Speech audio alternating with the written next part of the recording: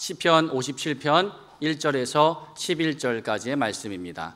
저와 여러분 한 절씩 교독합니다. 제가 먼저 1절 말씀 보겠습니다. 하나님이여 내게 은혜를 베푸소서, 내게 은혜를 베푸소서. 내 영혼이 주께로 피하되 주의 날개 그늘 아래에서 이 재앙들이 지나가기까지 피하리이다. 내가 지존하신 하나님께 부르짖으며 곧 나를 위하여 모든 것을 이루시는 하나님께로다. 그가 하늘에서 보내사 나를 삼키려는 자의 비방에서 나를 구원하실지라. 하나님이 그의 인자와 진리를 보내시리로다.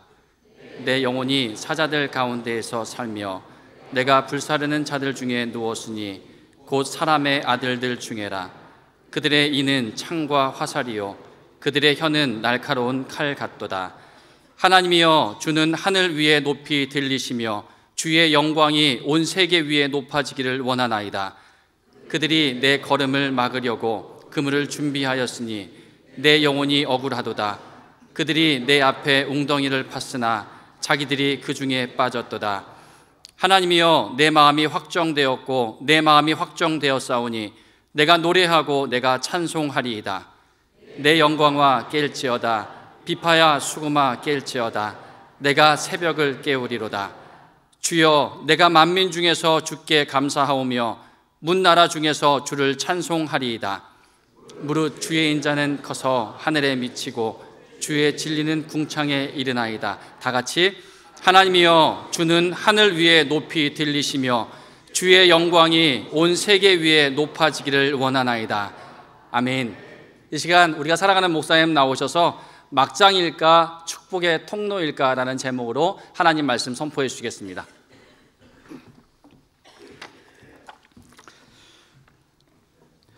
어느 공장에 불이 났습니다. 불이 나니까 공장에 많은 직원들이 우왕좌왕하겠죠. 허둥대고 난리가 났습니다. 그 가운데서 어떤 한 사람, 정신을 그래도 좀 차린 사람이 있었습니다. 소리를 지릅니다. 빨리 119에 전화를 해 라고 외쳤습니다. 그때 회사 경리는 그 말을 듣고 이렇게 외쳤습니다. 그런데 그 119는 몇 번이에요? 그러자 신고하라 했던 그 직원이 더 큰 소리로 외쳤습니다. 야 임마 모르면 114에다 물어봐. 웃자고 한 얘기인데 참 저는 참 이런 죄가 싫습니다. 예. 제가 얘기하면 잘 안 웃어. 사실 웃자고 한 소리지만 우리가 사는 것이 다 그렇습니다. 허둥지둥대고 우왕좌왕하고 엄벙덤벙하고 마치 동굴에 갇혀서 어찌할 바를 몰라서 사는 사람들처럼 그런 우왕좌왕하는 마음이 저에게도 있고 여러분들에게도 있습니다. 이거 굴 속에 갇힌 거나 마찬가지입니다. 한치 앞을 내다보지를 못하고 또 분명히 우리 사는 것은 밝은 대낮 그리고 도심 한복판에 사는 것임에도 불구하고 꼭 그렇게 동굴 안에 갇혀서 사는 사람들처럼 갈 길을 몰라서 갑갑하여 사는 일이 얼마나 많은지 모릅니다. 그런데 진짜 여기 보면 이 시편 속에 우리가 만나는 다윗은 지금 동굴 속에 갇혀 있습니다. 그것도 지금 저나 여러분 우리가 당하는 처지와 상황과는 전혀 비교도 되지 않을 만큼의 아주 극심한 아주 생명이 경각에 달한 그런 위기 가운데 빠져 있습니다. 거기 4절에 보면 그 분위기를 읽을 수 있습니다. 내 영혼이 사자들 가운데에서 살며 내가 불사르는 자들 중에 누웠으니 그 사람의 아들들 중에라.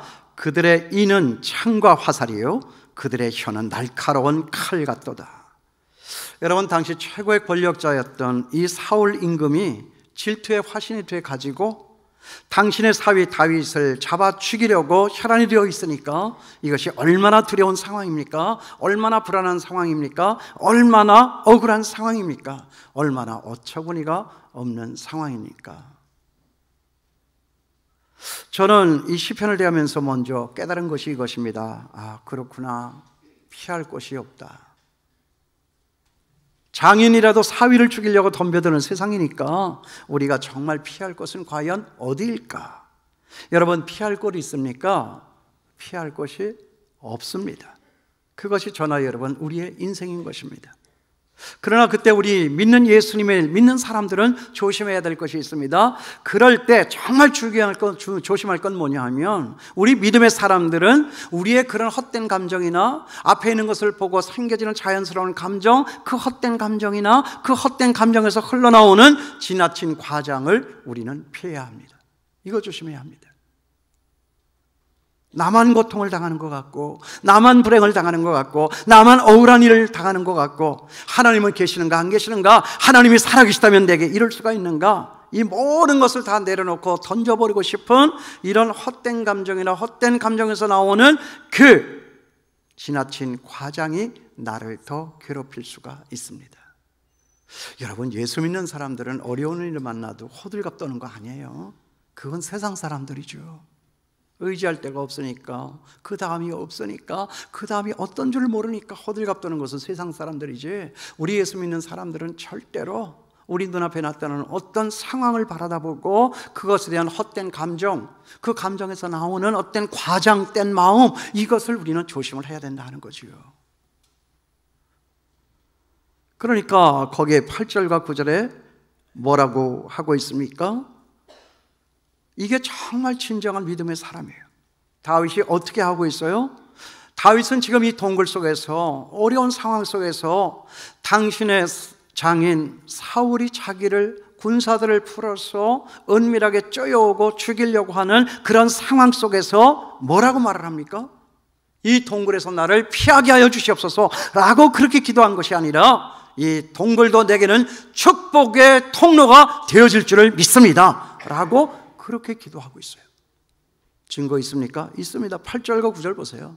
뭐라고 합니까? 내 영광아 깰지어다, 비파야 수금아 깰지어다, 내가 새벽을 깨우리로다. 주여, 내가 만민 중에서 주께 감사하오며 문나라 중에서도 주를 찬양하리다.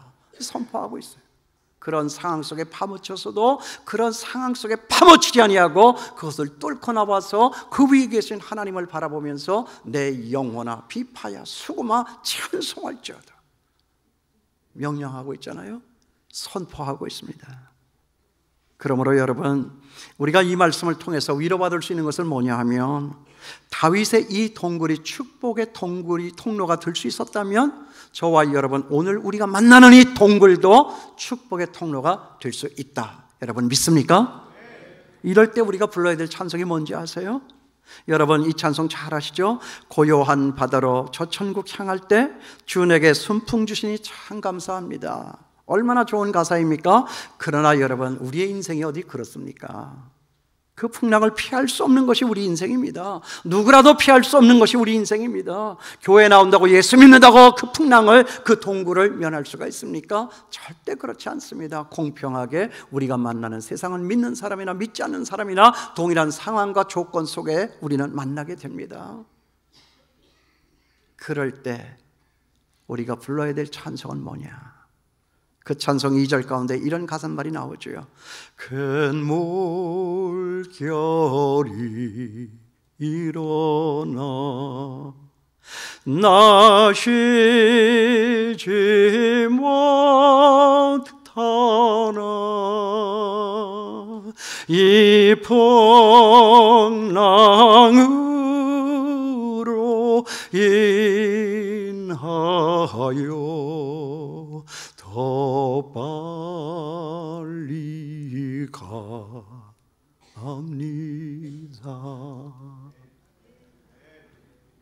그 시절에 엔진이 있어요? 모터가 있어요? 동력으로 가는 게 무엇입니까? 바람 타고 가는 거잖아요. 바람이 없으면 그 일어편주 그 배가 옮겨질 수가 있느냐 하는 거죠. 똑같은 상황이잖아요. 안 되는 상황이잖아요. 그러나 주저앉지 아니하고 믿음의 사람은 눈을 떠서 어떻게 찬송 부르느냐? 큰 물결이 일어나서 나 쉬지 못하나 이 풍랑으로 인하여 더 빨리 갑니다. 그렇죠, 여러분? 풍랑이 오면 올수록 우리는 주님 앞에 더 빠른 걸음으로 더 신속하게 달려가고 있지 않습니까?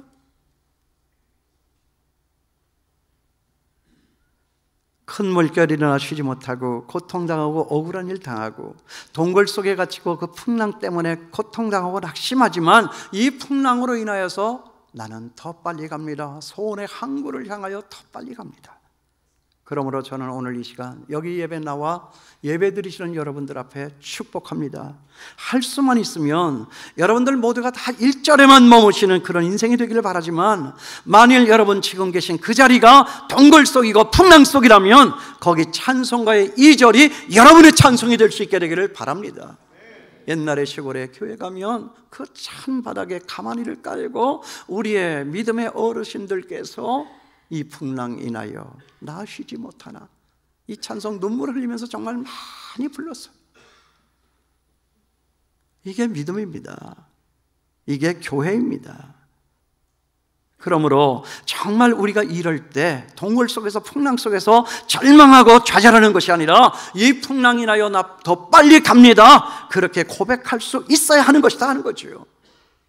우리 믿음의 선배 다윗은 동굴에서 하나님 앞에 이렇게 부르짖었어요. 이 동굴은 한마디로 고립의 상징이요, 세상 모든 것과의 다 단절입니다. 그런데 여러분 보세요. 세상과 단절이 되다가 보니까 이때까지는 없던 새로운 일이 지금 다윗 앞에 벌어지고 있습니다. 뭐예요? 하나님을 보는 눈이 달라지기 시작했어요. 이럴 때 보는 눈은 우리 평범할 때 바라다 보는 그런 눈이 아닙니다. 제가 여기서 발견한 것은 뭐냐? 다윗의 이 눈은 사냥감을 보고 달려드는 매눈과 같다. 평소에는 잘 보이지도 않았던 그 하나님이 세상을 압도하는 큰 모습으로 그 눈앞에 나타났다는 거죠. 그런 매의 눈을 가지고 하나님과 소통하려고 애를 쓰는 이 다윗의 모습, 저는 여기에서 발견하는 거예요. 여러분, 가지셨던 것 이루셨습니까? 믿었던 사람에게서 배신을 당했습니까? 내가 마음을 주었던 사람에게서 사랑을 받지 못하고 거절을 당한 아픔이 있습니까? 그래서 여러분 계신 이 자리가 동굴입니까? 만일 그렇다면 그런 상황을 보고 그런 상황 속에 나를 집어 던지는 것이 아니라, 그런 상황을 보고 그런 상황을 통해서 나를 부르시는 하나님의 음성을 들을 수 있어야 한다는 거예요. 우리 예수 믿는 건 바로 그거예요. 세상 사람과 다른 것이 이것입니다. 이 풍랑 인하여 더 빨리 갑니다. 이 풍랑을 통하여서 나를 부르시는 하나님의 음성을 듣는 이것이 예수 믿는 사람들 아니냐 하는 것이죠. 여러분, 정말 그런 사람들 될 수 있게 되길 바라요. 저도 그러겠습니다. 목사지만도 그러겠습니다. 목사님이야 무슨 어려운 일이 있겠나? 아니죠. 아버지도 아프죠. 딸도 아프죠. 우리 교회는 유독에도 이렇게 많이 아프고 병든 분들이 많이 있습니다. 그리고 또 교회 안팎으로 천지사방 여기저기에서 도와달라, 나 죽겠다 손 벌리는 사람들이 얼마나 많은지를 모릅니다. 없는 것 가지고 조금씩 쪼개서 좀 나눠주다 보면 이것밖에 안 줬느냐고 타박을 하고 투정을 부리는 사람들도 많고요. 속상할 때가 한두 번이 아니에요. 어떤 때는 우리 교인들이라도요, 아픈 엄마의 사정을 조금 더 봐주지 않는 정말 철없는 어이아이처럼 끝까지 타박을 하고 보채는 그런 교인들도 있습니다. 그래서 제가 오죽하면 여보, 난 정말 건강해야 된다, 난 정말 건강해야 돼, 모두가 다 천지사방으로 아픈 사람들 뿐이니까 저희 집사람 앞에 날 좀 살려달라고 여보 내 머리에 손을 얹고 좀 안수기도 좀 해줘 라고 할 때도 있다 하는 거예요. 죄송합니다. 힘이 들어가지고 오신 여러분들을 위로는 해드리질 못하고 힘든 타령만 하고 있으니 여러분의 목사도 그렇습니다. 그러나 우리 그렇기 때문에 지금 우리 하나님과 소통을 해야 된다 하는 거예요. 저는 지금 그렇게 하려고 애를 쓰고 있습니다. 여러분도 그렇게 애를 쓸 수 있게 되기를 바랍니다. 죽으라고 준 동굴 아니에요. 죽어 없어지라고 준 풍랑 아니다 하는 것입니다. 이 풍랑 인하여 더 빨리 갑니다. 하나님은 이 풍랑을 통하여 저를 부르시고 나를 부르시고 우리 모두를 부르시고 계시는 줄을 믿습니다. 이게 믿음 있는 사람들이죠. 안심하라, 세상을 향하여 외칠 수 있는 사람이어야 한다는 거죠. 이 동굴 속의 어둠은요, 아무리 몽둥이를 휘둘러 봐야 이게 사라지지 않습니다. 여러분, 어둠이 몽둥이를 휘둘린다고 총을 쏘고 활을 쏘고 대포를 쏜다고 해서 이 어둠이 사라집니까? 그 어두움은 빛이 오면 사라지듯이 빛 대신 우리 주 예수 그리스도께서 내 심령에 들어오실 때, 그때서 우리의 심령은 밝아진다 하는 것입니다. 그런 의미에서 저는 오늘 이 말씀을 묵상하다가 또 한 깨달은 것이 있어요. 그 깨달은 것이 뭐냐면 사람이 동굴 속에 갇히는 것이 비참한 것이 아니라 이 동굴 속에 갇혀 있어도 부르짖어 도움을 청할 하나님이 없는 그것이 정말 비참한 것이다. 여러분 맞습니까? 어떤 것이 더 비참합니까? 동굴 속에 갇힌 그것이 비참한 것입니까? 그 동굴 속에 갇혀서도 찾을 수 있는 하나님이 없는 그 사람이 비참한 것입니까? 바로 이거잖아요. 우리 교회 어떤 권사님 남편이 밤낮 없이 술을 자셨어요. 어떤 나쁜 사람을 만나서 사기를 당했습니다. 그 다음에 뭐 조금 일어나서 뭘 해보려고 해도 하는 것마다 안 됩니다. 그러니까 술이었습니다. 술의 강도가 날마다 세졌습니다. 드디어 나중에는 권사님을 때리기까지 했습니다. 그래서 이 권사님이 이혼을 하기로 마음을 먹었습니다. 이혼을 하기로 하고 도장을 찍던 날 남편이 도장을 찍지를 못하고 울더랍니다. 그러면서 이렇게 얘기를 하는 거예요. 여보, 그래도 당신은 하나님이라도 있잖아. 나는 이제 이혼하면 내게는 아무것도 없어. 그러면서 그 덩치 큰 신랑이 어깨를 들먹이면서 울고 있는데 권사님이 견디질 못하겠더래요. 여러분 우리 권사님들 참 좋은 권사님들 많아요. 좋은 교회예요. 그래가지고 이혼하는 것을 취소를 해버렸어요. 술만 먹지 마라. 밥은 내가 먹여준다. 그 권사님 고생 많이 하셨어요. 내가 알고 있어요. 근데요 그 다음에 권사님이 제 앞에 나타나서 뭐라고 얘기하셨는지 아세요? 목사님 정말 죽을 것 같고 지옥 같고 동굴 같았던 우리 집이 예배당이 될 줄 누가 알았겠습니까? 난 거기서 배웠어요. 그렇구나. 우리가 만난 이 아픔이 고통의 순간 동굴과 같은 갇힌 이 상황, 이 자리, 이 동굴 속이 우리가 하나님 앞에 예배할 수 있는 예배의 처소가 될 수 있는 것이구나. 그런데 그 말을 듣고 제가 창피했어요. 왜냐하면 이혼하라고 했던 게 저였거든요. 이게 진짜 목사 이거 진짜 믿음이 있는 거야 없는 거야 이거 진짜. 이 가정 파괴범 아니야 이거 진짜. 정말 하나님을 위대하세요. 여러분 남 목사 믿지 마시고 하늘의 하나님을 믿으실 수 있게 되기를 바랍니다. 이혼했으면 큰일 날 뻔했잖아요 이거. 그런데 여러분 어떤 사람이 그런 위기 가운데서 하나님을 찾는지 아세요? 어떤 사람일까요? 첫째는 하나님의 크고도 높으심을 발견한 사람이에요. 거기 2절 말씀 보세요. 내가 누구에게 부르짖습니까? 지존하신 하나님께. 이 지존하신이라고 하는 이 말이 뭐예요? 높은 곳에 계세요. 아무도 거기에 도달할 수가 없어요. 지존이에요. 비교할 수가 없어요. 가장 크고 높으신 하나님이세요. 여러분 우리가 믿는 하나님은요 이 땅에 있는 그 어떤 것보다도 크고 위대하십니다. 그러므로 우리가 받는 이 고통 아무리 크다라고 할지라도 우리의 이 고통보다 더 크신 이가 하나님이시라고 하는 사실을 우리는 기억해야 할 필요가 있습니다. 여러분 동의하십니까?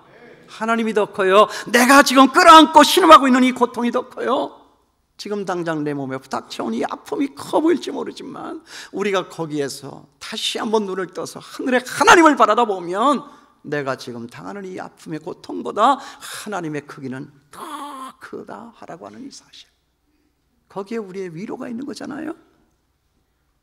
그 우리의 고통과 하나님의 크고 위대하심을 비교할 줄 아는 사람들은 뭐예요? 답을 찾습니다. 답을 얻습니다. 답을 찾고 답을 얻어서 세상을 향하여서 지존하신 하나님께 우리는 선포할 수 있는 하나님의 사람들이 될 수 있다 하는 것입니다.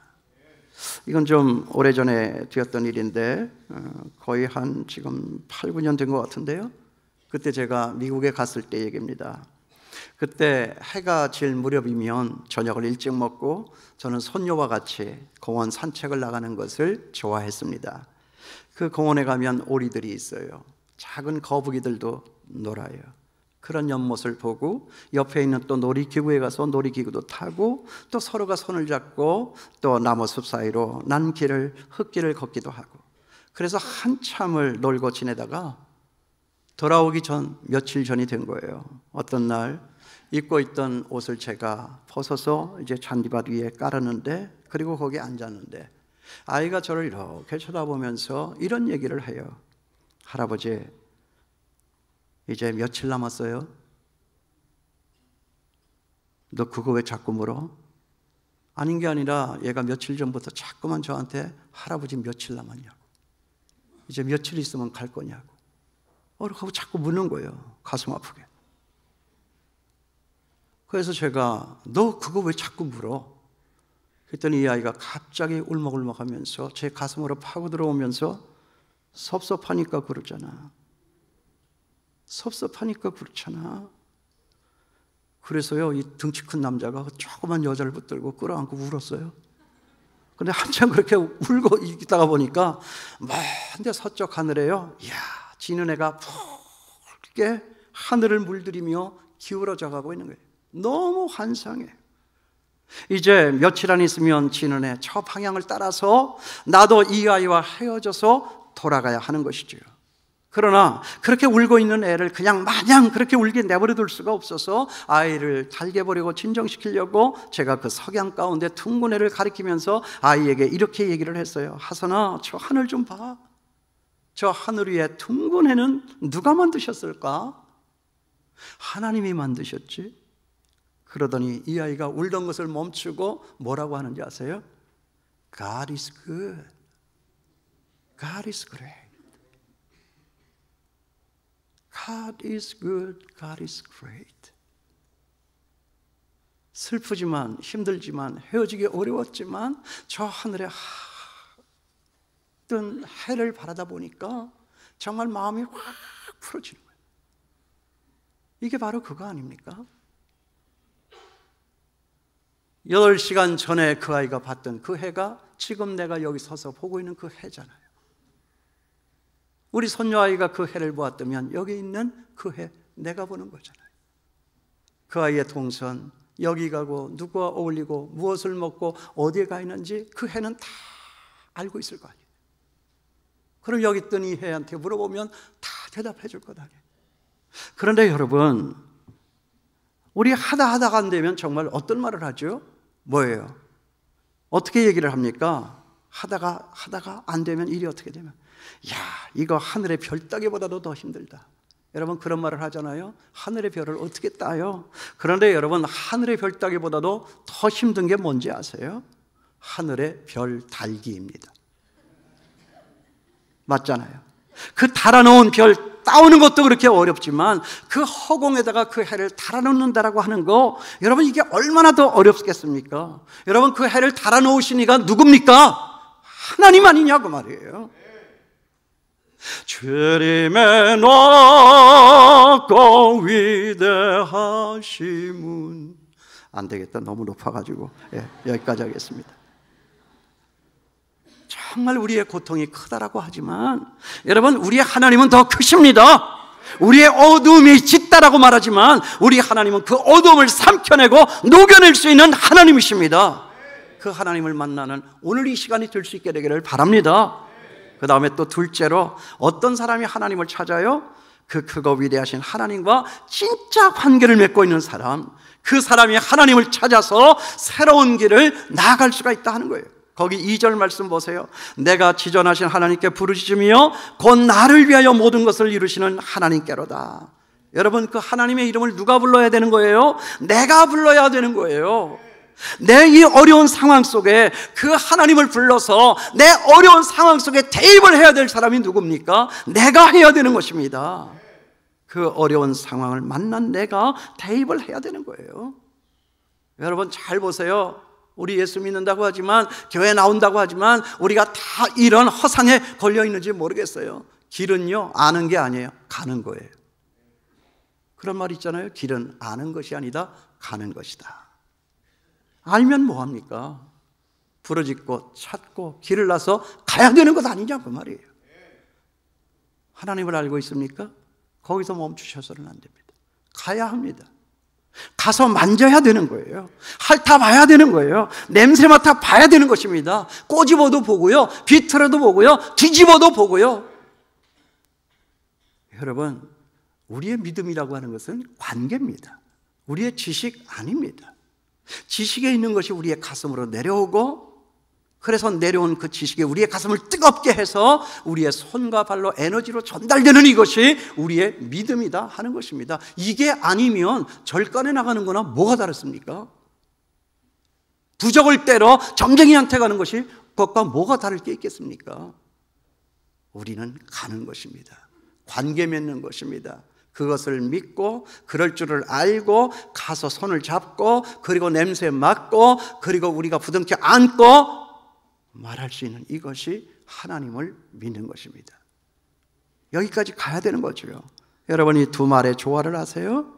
가장 높으신 하나님, 그리고 나를 위하여서 모든 것을 이루시는 하나님, 그런 하나님이 나와 상관이 없는 하나님이라고 하면 아무짝에도 소용이 없는 거죠. 가장 높으신 하나님, 나를 위하여 모든 것을 이루시는 나의 하나님, 그 하나님이 내 편이 되고 내 기도를 들어주실 줄을 믿습니다. 이게 우리의 믿음이에요. 알기만 하면 뭐예요? 여러분, 우리가 만나는 하나님은요, 오늘 내가 그 동굴 속에서만 비참하게 우리 인생 끝내기를 원하시지 않습니다. 그 하나님은 내가 당하는 이 동굴을 축복의 통로로 바꿔주기를 원하십니다. 그 일을 경험하는 오늘 이 시간이 될 수 있게 되기를 주님의 이름으로 축원합니다. 어떤 때는 정말 답답하도록 응답하지 않으세요?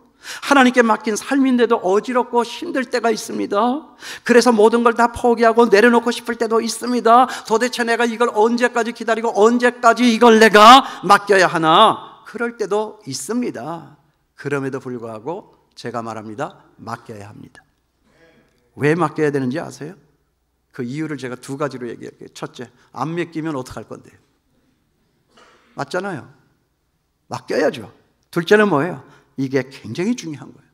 그 다음에 게 더 중요한 거예요. 뭐예요? 내가 작품으로 빚어져야 되기 때문에 그렇습니다. 내가 작품으로 빚어져야 돼.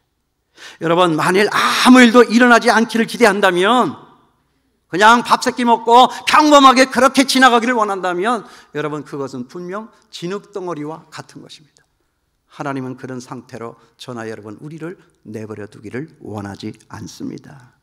여러분, 다윗을 보세요. 일국의 왕이 되는 것이 여러분 그게 장난입니까? 그게 아무나 되는 것입니까? 여러분 보세요. 사람이 사람을 다스리는 것이 여러분 가능합니까? 나는 불가능하다고 생각합니다. 그래서 우리 대통령을 굉장히 불쌍하게 생각합니다. 사람들이 어떻게 다루어지나요? 다스릴 수 있나요? 아니, 내 집안에 내 아이 하나도 다스릴 수 없는 것이 우리 실력 아니냐 하는 거죠. 그러니까 오늘 이 다윗은 여기 이 동굴 속에 왜 처박혔냐? 죄송합니다. 왜 이 동굴 속에 있느냐? 너는 너를 의지하여 살 인생이 아니라 나를 의지하여 살 인생이다. 네가 왕이 되기를 원하느냐? 왕관의 무게를 견뎌야 한다는 거예요. 그 훈련을 받고 있는 거예요.